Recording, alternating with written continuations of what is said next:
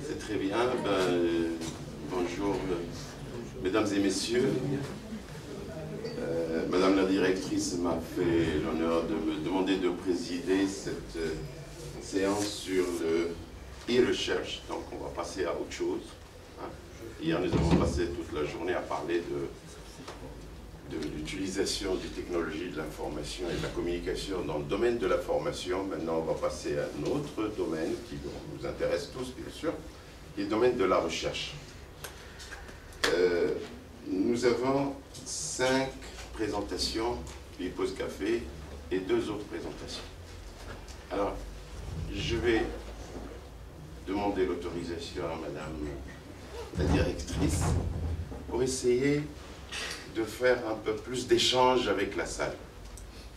Pour cela, je vais essayer de commencer par moi-même, d'écourter un petit peu mon speech, donner la parole rapidement aux différents intervenants, leur demander de respecter les 20 minutes, et puis essayer de voir, après chaque intervention, si on peut avoir une ou deux questions comme ça, à chaud, hein, avant de passer à notre intervention, et puis si on peut rattraper un peu déjà le temps perdu, et réserver, bon là nous avons midi, mais on ne sait pas combien de temps pour le débat, mais on va essayer de prendre suffisamment de temps un petit peu pour le débat. Donc sans plus tarder, je donne la parole à Monsieur Jérôme Valu, et je lui demande de se présenter, comme je n'ai pas de short CV, je lui demande de se présenter pour ne pas dire de bêtises. Avec la parole. Merci. Merci, Monsieur le Président.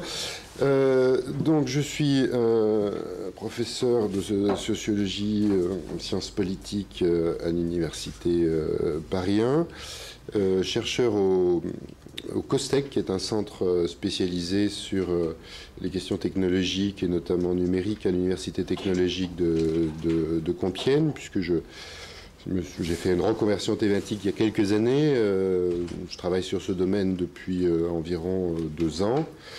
Et mon intervention portera notamment sur ce qu'on fait toujours quand on aborde un nouveau domaine de recherche, c'est-à-dire l'état de la littérature, un peu le bilan des recherches déjà réalisées dans le domaine.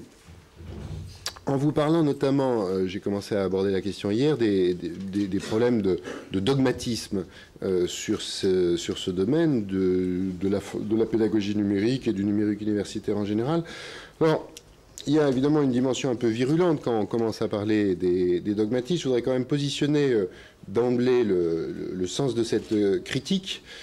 Il ne s'agit pas d'une critique technophobe. Je fais partie à Paris 1 des rares enseignants qui sont au contraire extrêmement favorables au numérique universitaire. C'est pour ça que le président m'avait demandé de Paris 1 de piloter notamment le groupe de pilotage de l'université qui a refondu au milieu des années 2000 le système de présentation des formations en ligne, de l'offre pédagogique en ligne, etc. Je suis fils d'informaticien et j'ai développé un réseau scientifique, le réseau Terra, dans mon précédent domaine de recherche sur les migrations pendant 10 ans, qui est un réseau intégralement pensé pour l'ère numérique. C'est dire si je suis plutôt technophile que technophobe. Mais cette technophilie, cet enthousiasme pour les technologies, pour les potentialités des outils, en même temps, je ne peux pas non plus renoncer au nom de cet enthousiasme à tout ce que m'a appris ma propre discipline, c'est-à-dire la science politique depuis 20 ans, notamment dans l'analyse des politiques publiques, dans l'analyse du management public, de la science administrative, à savoir que à toute période de l'histoire, les administrations d'État, les cabinets, les ministères, les agences publiques sont traversés de courants d'idées, de théories, de dogmes, voire d'idéologies, dont certaines apportent des progrès éventuellement, d'autres sont beaucoup plus négatives, mais il y a des vagues et des courants de croyances. Alors, on pourrait en citer de multiples. L'une que vous connaissez tous, ça a été par exemple la période après la guerre de la planification. Tout le monde faisait de la planification, c'était l'alpha et l'oméga de toutes les administrations publiques, de tous les experts, de toutes les officines. Pendant 30 ans, on a consacré des millions à faire de la planification. Puis à une certaine période de l'histoire, on a arrêté d'y croire. Plus personne aujourd'hui ne croit à la planification. Et si vous allez dans un colloque de sciences économiques et que vous proposez de faire un plan quinquennal indicatif et souple, vous allez déclencher un éclat de rire généralisé. Donc là, on voit bien les phénomènes de croyance qui peuvent impacter très très fortement les administrations d'État et les hautes sphères de la décision politique. Après la planification, il y a eu la rationalisation des choix budgétaires, qui était un avatar du PPBS américain. Et pendant près de 20 ans, moi je me rappelle mes premiers cours de finances publiques, au début des années 80, on nous présentait la rationalisation des choix budgétaires comme l'alpha et l'oméga de la pensée en la matière. Et puis 15 ans après, plus personne ne parle ni du PPBS ni de la rationalisation des choix budgétaires. Ça a été remplacé par l'évaluation des politiques publiques. Alors, quand j'ai commencé ma thèse à Sciences Po sur les politiques publiques, dans les années 90, c'était la grande mode de l'évaluation des politiques publiques. Les professeurs, d'ailleurs, commençaient déjà à nous dire, attention, ne vous emballez pas, encore une vague idéologique, après toutes celles qui ont précédé, on en revient, on est en train de se rendre compte que il y a beaucoup d'idées, beaucoup de slogans, pas beaucoup de choses très concrètes et très sérieuses, etc., etc. Et ces vagues idéologiques, elles traversent en permanence l'appareil d'État. Et je pense que sur la question de la numérisation, on est typiquement dans ce genre de moment historique, c'est-à-dire un moment d'enthousiasme sur tout un tas de possibilités encore très très mal étudiées, mal étayées, etc. Beaucoup de slogans, pas très bien étayés, beaucoup d'espoir, pas toujours très bien concrétisés, et au fond des dogmes politico-administratifs dans ce secteur qui n'améliorent pas, à mon avis, la rationalité des réflexions. Alors sur la pédagogie numérique en particulier, je vous le disais hier, on est dans un domaine où les injonctions à faire de la pédagogie numérique sont extrêmement nombreuses.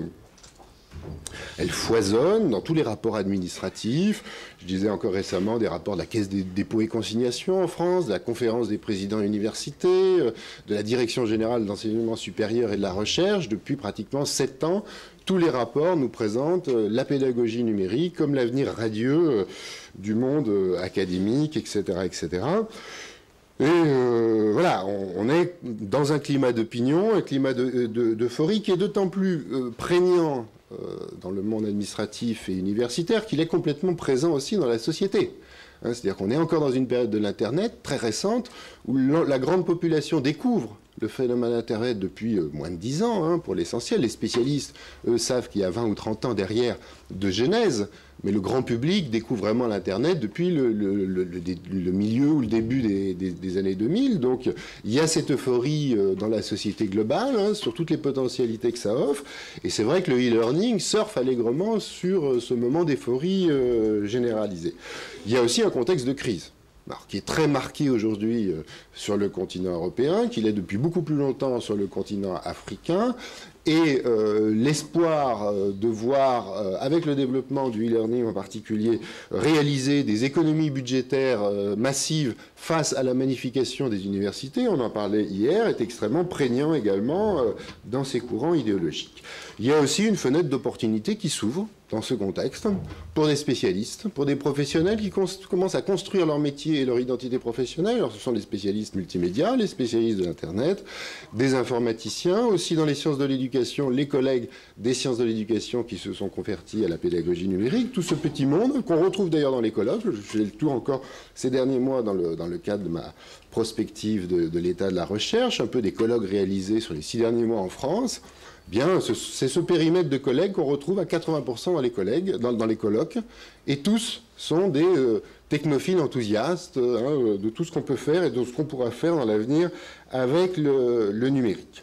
Leurs diagnostics sont toujours les mêmes, dans tous les pays d'ailleurs, je regarde aussi la littérature anglophone, le retard. Alors le retard, c'est un thème totalement récurrent qui tourne comme une ancienne.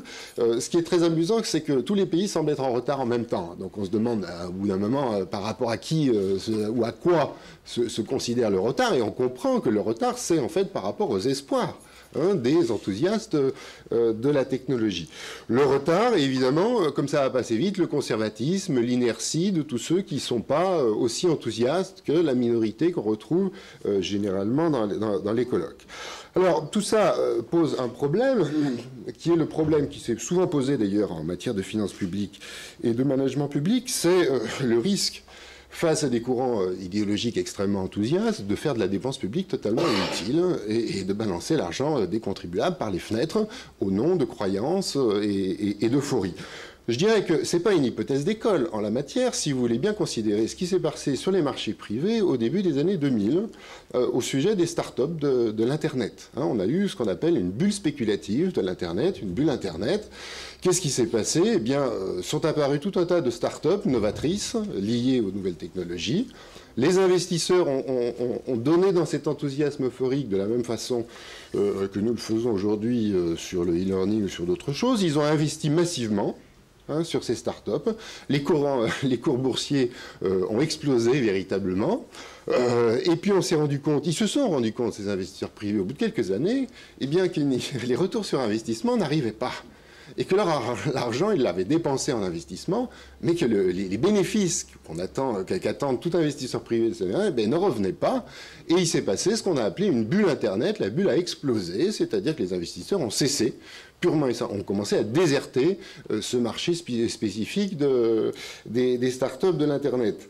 Alors, ce qui se passe sur les marchés d'investissement privés nous concerne directement en ce qui concerne les investissements publics. Faire de la pédagogie numérique, développer du numérique, c'est faire de l'investissement d'argent qui n'est pas de l'argent d'actionnaire privé, qui est de l'argent du contribuable. Donc évidemment, on a beaucoup moins de contrôle, parce que le contribuable, il ne sait jamais ce qu'on fait de son argent, il n'attend pas directement le retour sur investissement, on n'a pas de sanction par le marché de nos erreurs d'investissement public, mais on en fait des erreurs d'investissement public en permanence.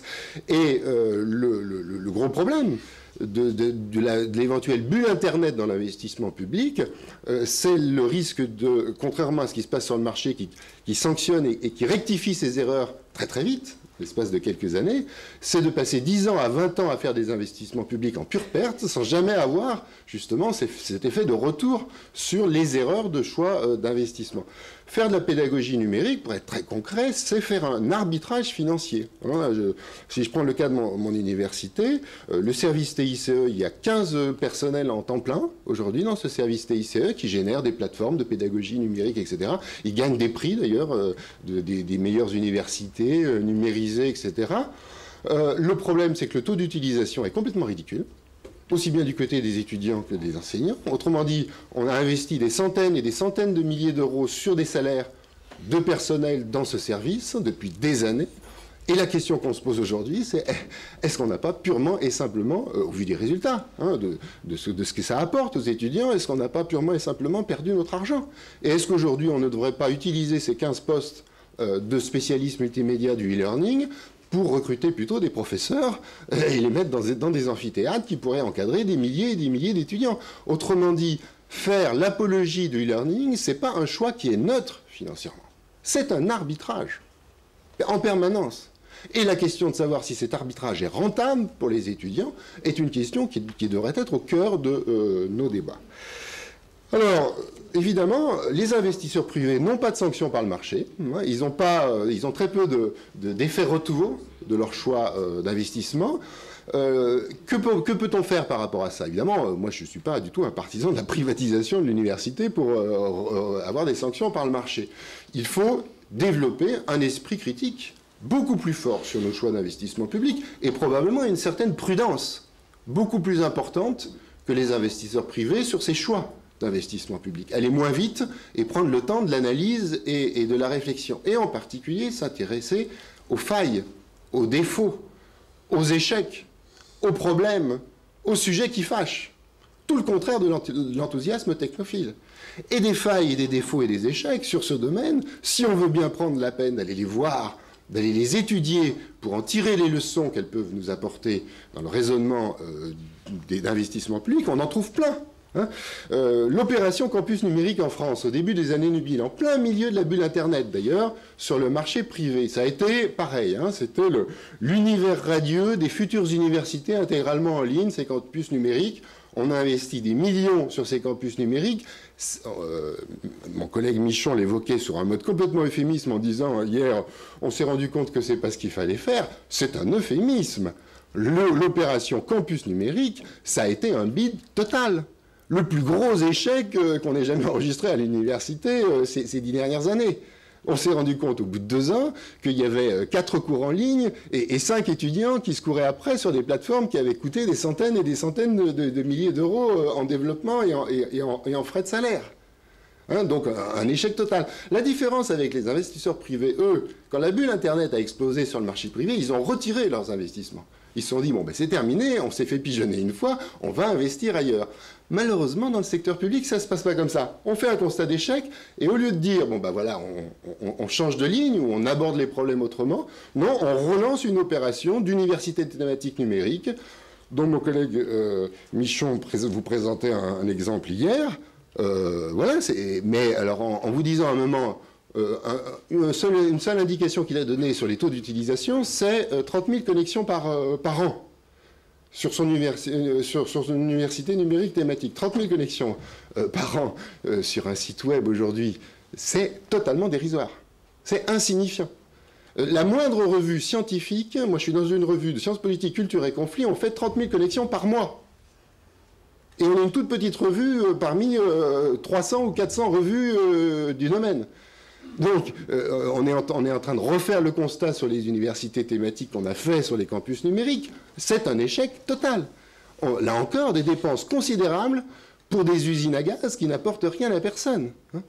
Donc, alors, pareil sur les programmes de financement du numérique universitaire en Afrique. Je suis allé voir un peu la bibliographie scientifique, notamment en sciences économiques et sciences de gestion, de collègues africains qui nous font des retours d'expérience sur les investissements de la Banque mondiale, du FMI, de l'OCDE, de l'Union européenne, etc.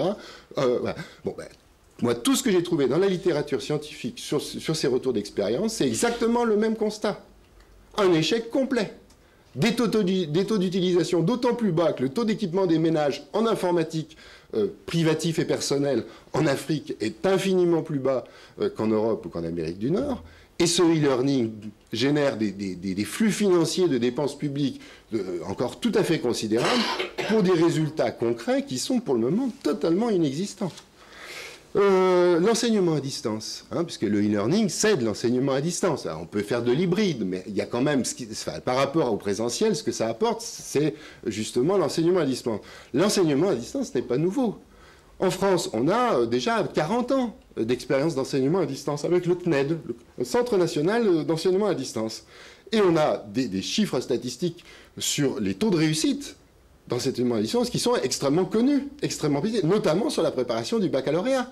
Hein, et tout le monde sait en France que préparer son baccalauréat par le CNED, c'est extrêmement difficile, que le taux de réussite est extrêmement bas, que ça implique des conditions personnelles tout à fait particulières de motivation, de présence, d'encadrement, de soutien familial, de tout un tas de choses que très peu ont, et qu'au fond, préparer son bac à distance, c'est courir le risque de ne jamais le passer, alors que le préparer dans un lycée, eh bien, le taux de réussite est aujourd'hui relativement élevé, pas loin de 60, 70%, etc. Bon, le e-learning n'est pas logé à une ancienne différente de l'enseignement à distance. C'est d'ailleurs très étonnant qu'il se soit développé en parallèle et presque distinctement de la tradition historique de l'enseignement à distance. Les plateformes de pédagogie numérique, je vous en parlais pour pas rien. On a développé de magnifiques plateformes et je vois en faisant des entretiens avec des collègues dans les autres universités, c'est exactement la même chose.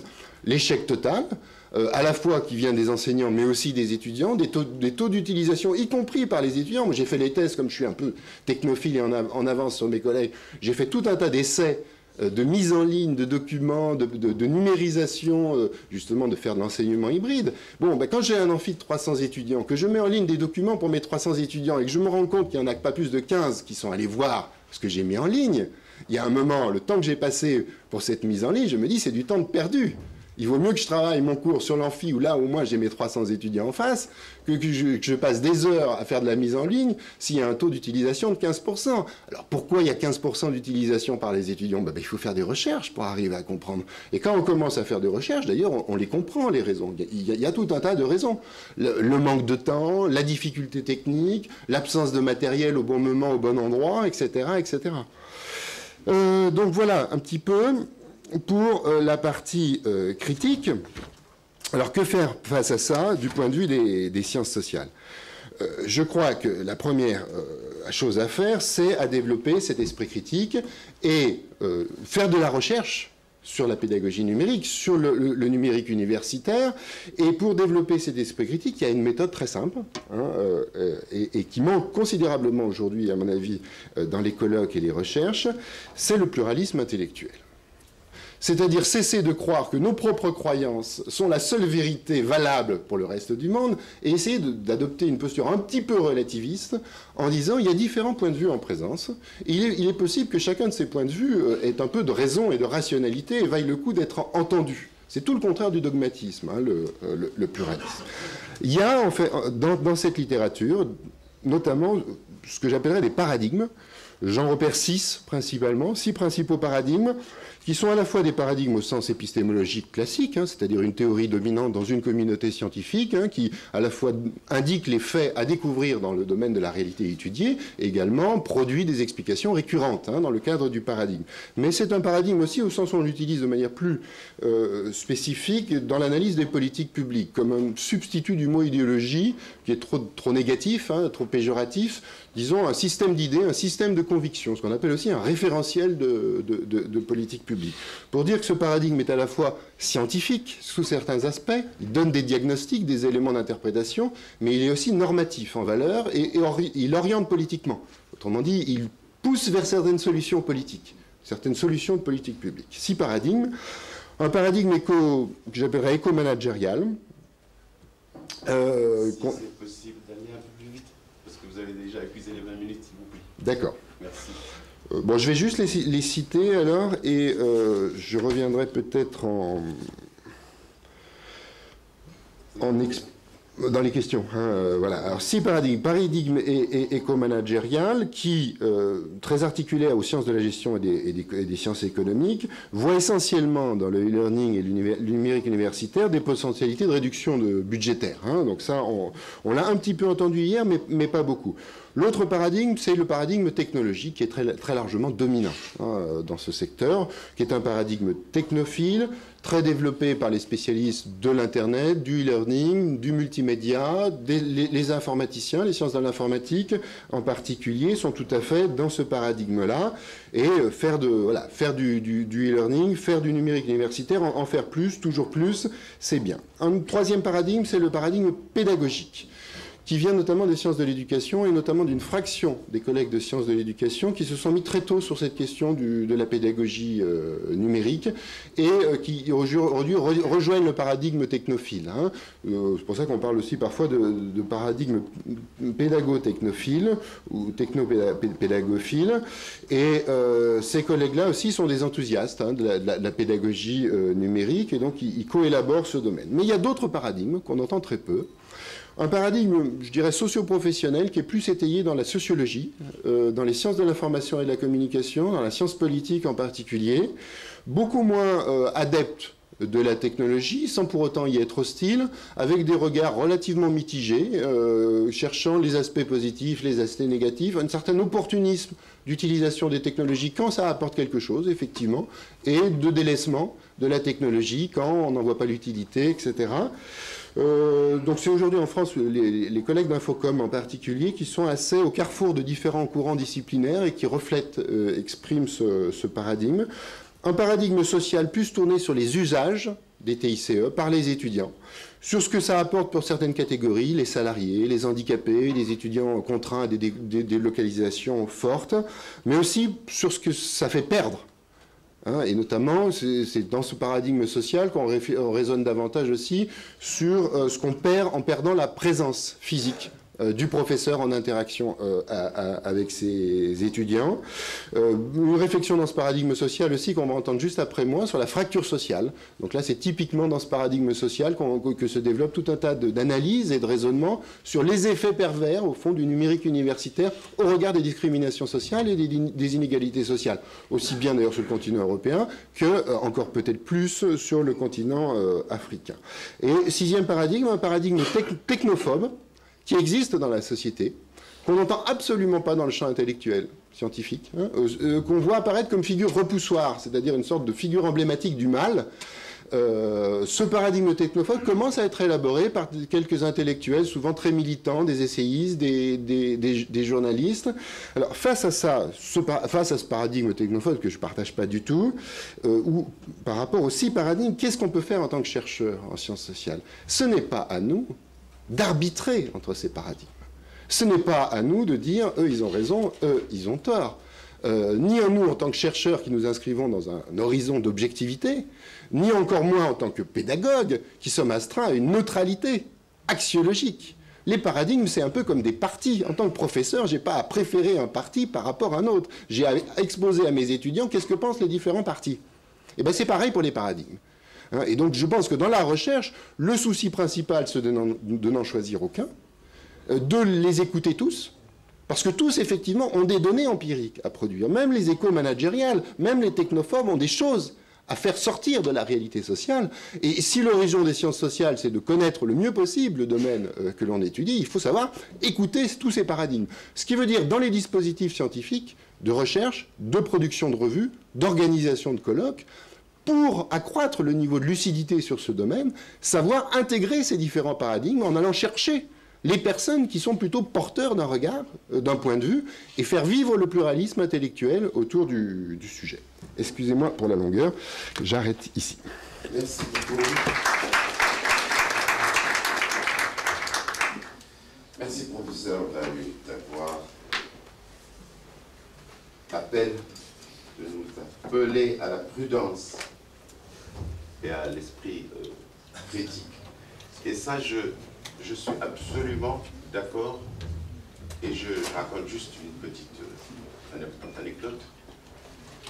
Un ministre de l'enseignement, de l'éducation nationale et de l'enseignement supérieur est venu nous dire un jour, dans une réunion du CPU, j'ai fait un petit peu le tour des salles informatiques installées dans les différents lycées, collèges, etc.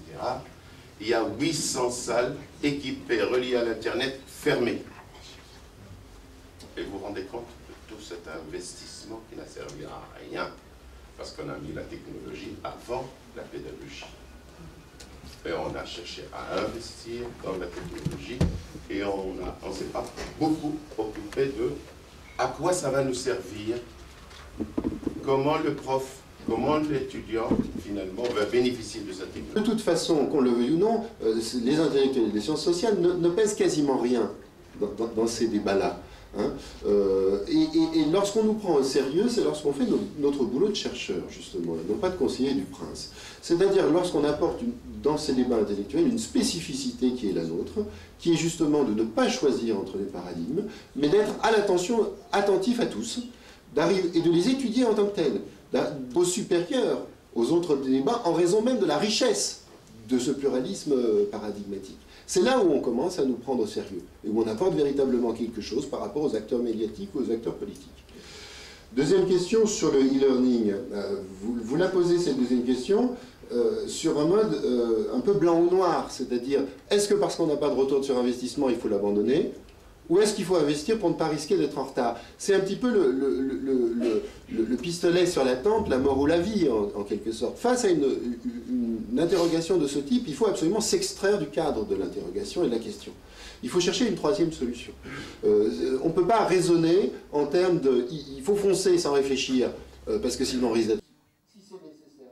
Aujourd'hui, dans le e-learning et l'université numérique, on est totalement à l'inverse de cette approche. On est dans des approches top-down, qui partent des concepts, des outils, qui pensent de magnifiques perspectives des développements, justement, et qu'on discute avec eux pour voir qu'est-ce qu'on peut leur apporter, qu'est-ce qu'on peut leur soutenir. Ce serait une toute autre démarche, et ça nous met pas sur la deuxième question sur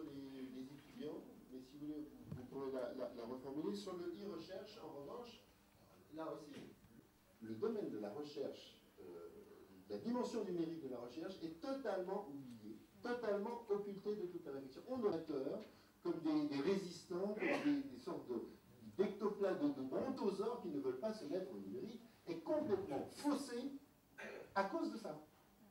C'est qu'on cette intervention et pour toutes ces idées. Moi, je voulais juste apporter un témoignage. J'ai eu l'occasion de visiter l'université ouverte de Catalogne, à Barcelone.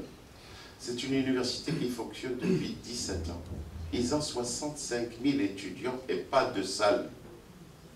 Et ils travaillent dans plusieurs domaines. Et ils délivrent des diplômes de licence, de master, de doctorat. Et c'est des diplômes reconnus et de haut niveau. Et il faut aussi se pencher sur ces cas-là, Et je me dis, est-ce qu'on n'a pas... On ne doit pas aller regarder ce qui se passe, nous, qui avons des problèmes, on en a parlé de massification, etc. Je donne la parole au deuxième intervenant, sachant qu'il y aura un débat. C'est bien qu'il y ait d'autres questions, parce que ça va alimenter le débat à la fin. La parole au deuxième intervenant, il veut bien venir, M. Mustafa Mshrafi Hicham, M. Hicham Hafid et Mme Fatem Zahra Soussi Alaoui. C'est Mme Soussi qui va parler. C'est Mme Soussi qui va parler, c'est très bien, de l'Institut des études africaines de l'Université Mohamed V Soussi. Je vous en prie. C'est sur la fracture numérique en Afrique et développement. C'est élaboré par M. Mustafa Mshrafi, mon directeur de thèse, M. Hicham Hafid, et par moi-même, Fatem Zahra Soussi Alaoui. Je suis doctorante à l'Institut des études africaines en deuxième année. Et je travaille sur l'économie de la connaissance et le développement en Afrique du Nord. Donc, comme on connaît tous, l'économie mondiale a connu des transformations majeures et un changement radical de paradigme. Donc on parle actuellement non plus de l'industrie ni de l'agriculture, et on parle actuellement de l'économie de la connaissance. Une économie qui est vraiment, son bien essentiel, c'est la connaissance, c'est tout ce qui est qualitatif. Elle donne la primauté au capital humain. Donc, mais le problème qui se pose, c'est que l'Afrique est toujours à la traîne de ces évolutions et ces changements, malgré la forte diffusion des technologies d'information et de communication sur le continent, mais ça reste minime par rapport à nos ambitions. Donc, c'est dans cette perspective que s'inscrit notre problématique, en essayant d'étudier les liens entre la fracture numérique et le développement en Afrique. Et pour ce faire, on va étudier deux questions sous-jacentes, à savoir étudier les constats sur les inégalités dues aux technologies d'information et de communication et montrer quelques liens possibles entre les technologies d'information et le développement. D'abord, la notion de la fracture numérique est considérée comme une notion vague et extensive, puisqu'on traite la question d'infrastructure, des technologies d'information et de communication ou des programmes d'éducation. Donc, elle peut s'appliquer à plusieurs situations, notamment en termes d'inégalité entre continents, États, régions et groupes sociaux, et peut être utilisée aussi dans la rhétorique et les slogans politiques. Donc, en fait, c'est un argument marketing de vente et de communication, et alors on peut s'interroger sur un angle d'attaque académique afin de traiter cette notion. Les origines de la notion de fracture numérique, on peut dire qu'elle remonte aux années 90 dans les rapports officiels de l'OCDE, qu'au début, elle trouve ses racines dans le problème de service universel aux États-Unis au niveau de la téléphonie, donc en téléphone game. Et ensuite, le problème de la numérisation soulève souvent la problématique des écarts entre les équipements en matériel informatique. On peut dire que le débat s'est ensuite élargi au problème d'accès à Internet, aux inégalités face à l'accès à haut débit. Donc, ce terme a été vraiment limité aux pays de l'OCDE et il est ensuite élargi à tous les pays du monde. Donc, il s'est traduit aux inégalités internationales engendrées en partie par les technologies d'information et de communication Et ensuite, le terme fracture numérique a été utilisé en Europe pour traduire le retard qu'avait l'Europe par rapport aux États-Unis au niveau des technologies d'information et des communications dans la fin des années 90. Donc, l'usage des technologies d'information et de communication s'est accompagné par des gains de productivité. On parle du paradoxe de Solow. On voit des ordinateurs partout, sauf dans les statistiques. Donc, tous les pays, notamment industrialisés, ont commencé à intégrer dans leur politique économique les technologies d'information et de communication. Donc, cette notion de fracture numérique s'est traduite par une situation de différenciation entre deux groupes, ceux qui bénéficient des technologies de la communication, les haves, et les autres qui n'ont pas cette chance d'avoir utilisé, qui sont exclus de ce système, have not. Cette notion a trois perspectives, notamment une perspective restreinte qui s'articule sur l'accès déjà à cette information, ces outils de technologie d'information et de communication, une perspective élargie qui se focalise sur l'usage que l'on fait de ces technologies d'information et de communication, et la troisième perspective qui est qualitative, c'est par rapport au contenu de ces qui apportent ces technologies d'information et de communication. J'ai choisi pour vous une définition qui est assez large sur la fracture numérique. Donc on peut dire que le fossé numérique de M. Élie Michel, on peut dire que le fossé numérique est une inégalité face aux possibilités d'accéder aux technologies d'information, de contribuer à l'information, et se traduit en réalité par une insuffisance des infrastructures, le coût élevé de l'accès, le manque de création locale, de contenu et la capacité illégale de tirer parti au niveau économique et social d'activités à forte intensité d'information. Le problème qui se pose, oui, il y a une fracture numérique, mais comment on peut mesurer cette fracture? Comment on peut dire qu'il y a une fracture déjà entre un groupe ou un continent à l'autre? Trois indicateurs sont utilisés pour mesurer la fracture numérique, à savoir l'info-état. C'est un indicateur élaboré par l'Agence canadienne pour le développement international. L'indice d'opportunité numérique est élaboré par une collaboration entre l'Union internationale des télécommunications et l'UNESCO, et l'indice d'accès numérique de l'Union internationale des télécommunications. Pour l'info-état,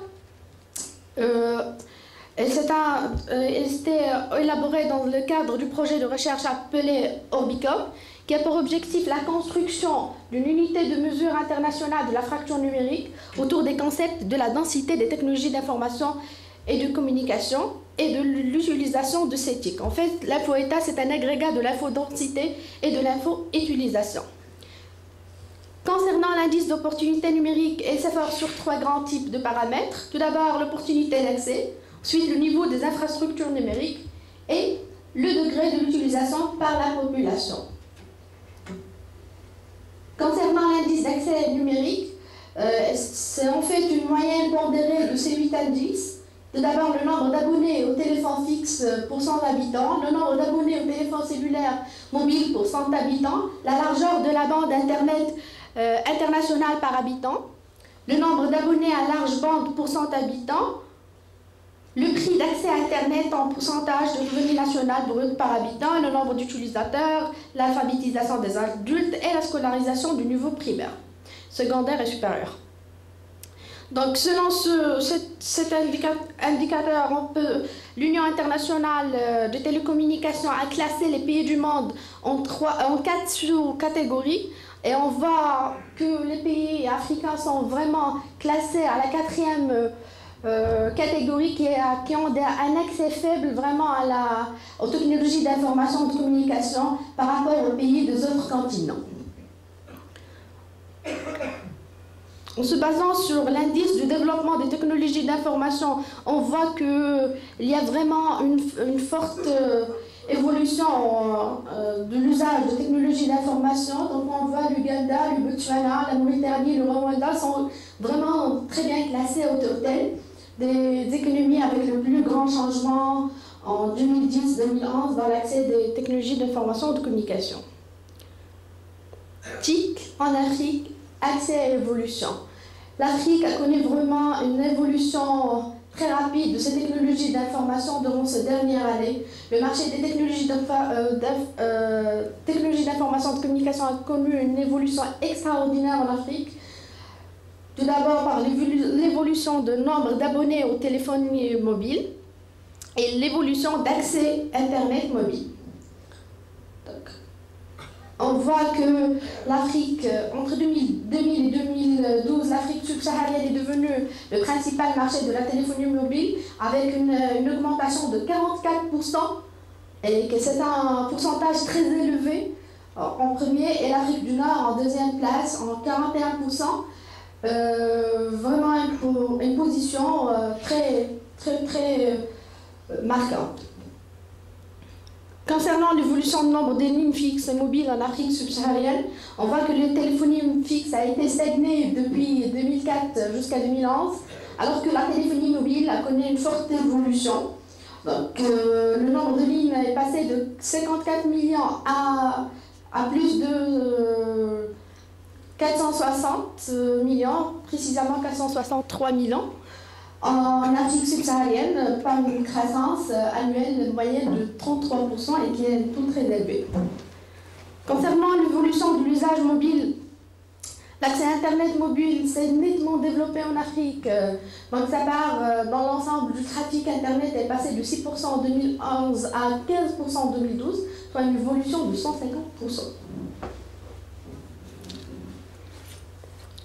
En ce qui concerne l'usage d'Internet mobile par les principaux pays d'Afrique subsaharienne, on voit que les réseaux sociaux sont vraiment très utilisés, surtout en Ghana, le Kenya.